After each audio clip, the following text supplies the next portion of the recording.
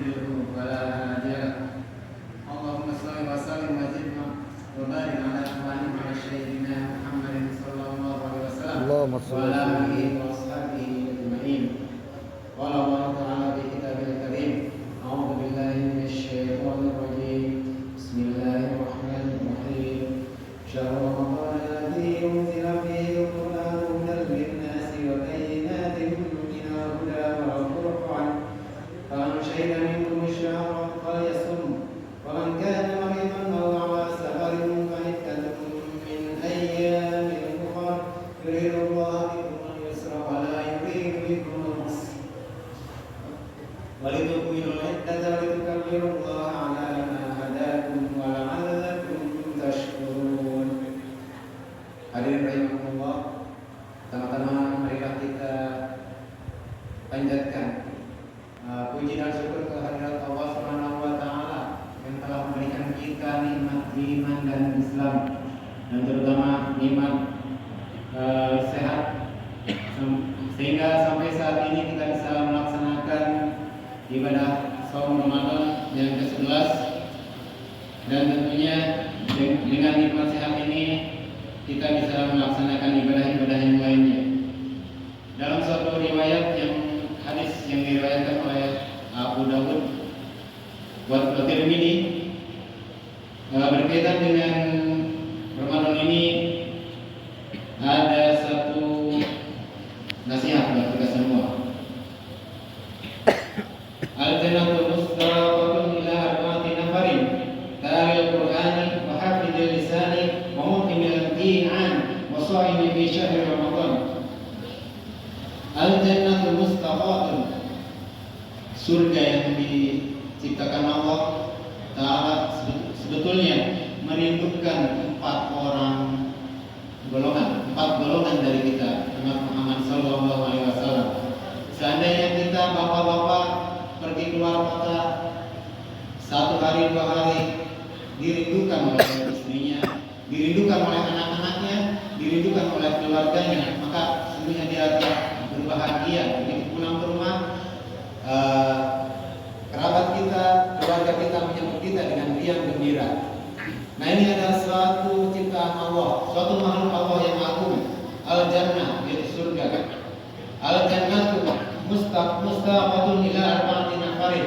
Surga itu merindukan 4 golongan manusia.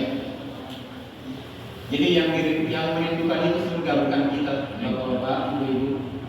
Apa saja golongan yang merindukan surga Allah Subhanahu wa taala itu? Yang pertama, qari'ul Quran, yaitu golongan manusia yang senantiasa membaca Al-Quran, yang senantiasa menghiasi hari-harinya dengan bacaan Quran, tidak bosan-bosannya, tidak ada kenyang-kenyangnya, sebagaimana sabda sahabat Nabi Umar bin Utsman bin Affan radhiyallahu anhu, bahwa sesungguhnya jika manusia memiliki hati yang lurus, maka tidak ada kenyangnya dia membaca Al-Quran, sehingga setelah membaca, baca lagi.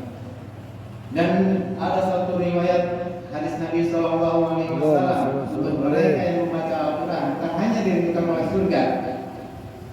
Setelah nanti di hari kiamat Allah akan berkata kepada umatnya ketika sampai di gerbang surga Allah, yaqulu li sahibil Quran, akan dikatakan kepada ahli Quran, Iqra wartaqi, bacalah dan naiklah. Warattil kama kunta turattil fid dunya, dan bacalah Quran itu dengan tartil, dengan tidak tergesa-gesa, dengan memperhatikan tajwidnya, panjang pendeknya, sebagaimana engkau membaca Al-Quran di dunia. Dan naiklah, karena sesungguhnya surga itu memiliki beberapa tingkatan. Sebagaimana jumlah ayat Al-Quran ada 6.200 ayat lebih, maka sesungguhnya surga Allah Subhanahu wa taala memiliki 6.200 level. Begitu dikatakan Iqra, bacalah, maka hamba tersebut membaca Bismillahirrahmanirrahim, kemudian dia naik 1 level. Ar-Rahman, Alhamdulillahirabbil alamin, naik lagi 1 level. Dan begitu naik ke level yang kedua, itu surga lebih indah daripada level yang pertama. Ar-Rahmanir Rahim, Maliki Yaumiddin, naik lagi satu level. Dan level selanjutnya akan lebih indah dari level-level yang ada di bawahnya. Maka hadirin, kalaulah yang kita hafal itu cuma satu surat Al-Fatihah saja, maka itu ibaratnya kita masuk ke Mall Indonesia. Ada yang sudah pernah masuk? Begitu masuk Mall Indonesia, kita masuk ke basement. Begitu dibaca surat Al-Fatihah sampai waladhdallin, maka sesungguhnya dia belum sampai ke mall sesungguhnya, baru sampai basement 1. Apa yang bisa dilihat?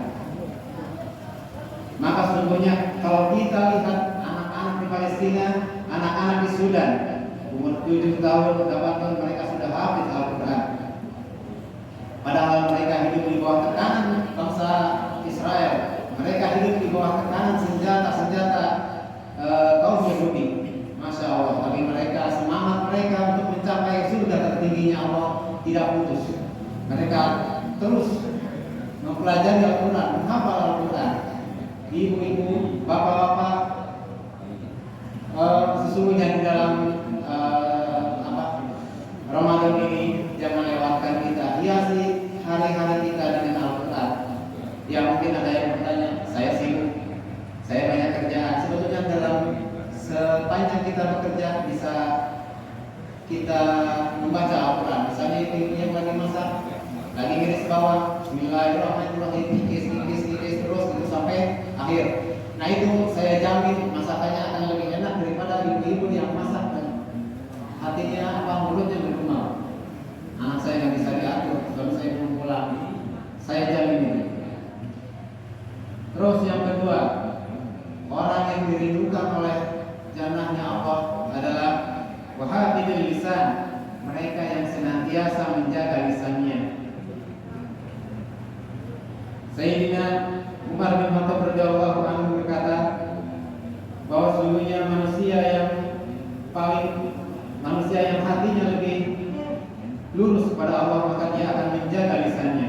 Dan sebaik-baiknya manusia adalah mereka yang bisa menjaga lisannya. Sebagaimana dalam satu kisah di dalam Al-Quran yang dinamakan dengan surat Luqmanul Hakim adalah seorang hamba sahaya. Dia mengabdi kepada seorang syekh. Dia dipanggil oleh syekhnya, ya Luqmanul Hakim, kemarilah. Kemudian Luqman berkata, ya ada syekh, tolong potonglah